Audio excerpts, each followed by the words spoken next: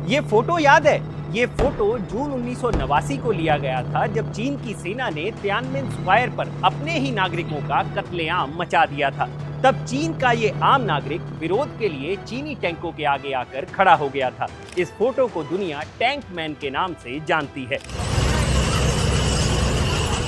लेकिन अब एक बार फिर चीन ने अपने आम नागरिकों के खिलाफ सड़कों पर टैंक उतार दिए हैं। ये टैंक चीन के बैंकों के बाहर लगाए गए हैं ताकि आम नागरिक बैंकों तक ना पहुंच पाएं और बैंकों को उनका पैसा वापस ना लौटाना पड़े। ये किसी ने नहीं सोचा होगा कि दुनिया की नंबर 1 अर्थव्यवस्था बनने की तरफ तेजी से बढ़ रहे चीन के अपने ही बिजनेसमैन और नेता इकोनॉमी का ये हाल कर देंगे कि बैंकों के पास उनके ही लोगों की गाड़ी कमाई वापस करने के लिए भी पैसा नहीं बचेगा। लेकिन ऐसा क्या हुआ कि चीन के बैंकों का इतना बुरा हाल है, और क्या है इस पूरे मामले की इनसाइड स्टोरी? आज बात इन्हीं सवालों पर। नमस्कार, मेरा नाम है भूपेंद्र सोनी और आप देख रहे हैं अनकट।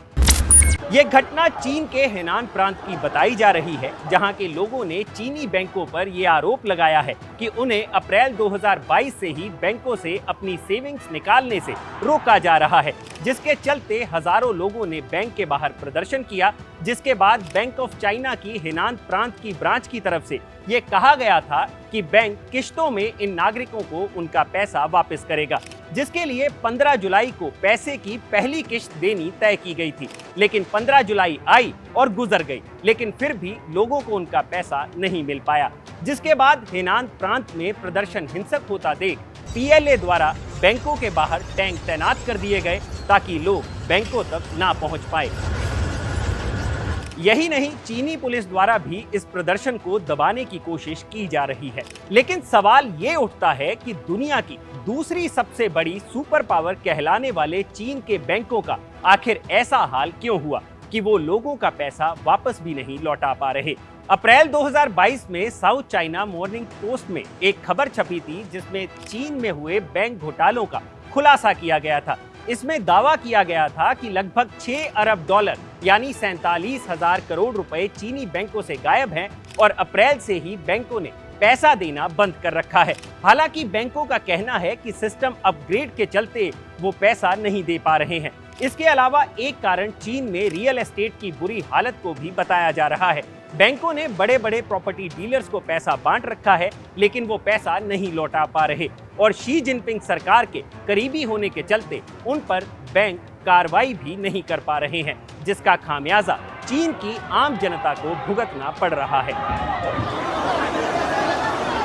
चीन में डूबते कारोबारियों और बढ़ती बेरोजगारी की भी काफी खबरें सामने आ रही है। शिंगुआ यूनिवर्सिटी के प्रोफेसर येंग युआंग भी कह चुके हैं कि साल 2022 चीन के लिए काफी मुश्किल होगा। येंग द्वारा ये बताया गया था कि 2022 के पहले क्वार्टर में ही चीन में 4,60,000 कंपनियां बंद हो चुकी हैं और 31 लाख बिजनेसमैन फैमिलीज बैंकरप्ट हो चुकी हैं। उन्होंने बताया था कि 2022 में करोड़ों युवा चीन में अपनी पढ़ाई पूरी कर नौकरी की तलाश में निकलेंगे, जिससे नौकरियों का संकट और बढ़ेगा और चीन में पहले ही 8 करोड़ युवा बेरोजगार हैं।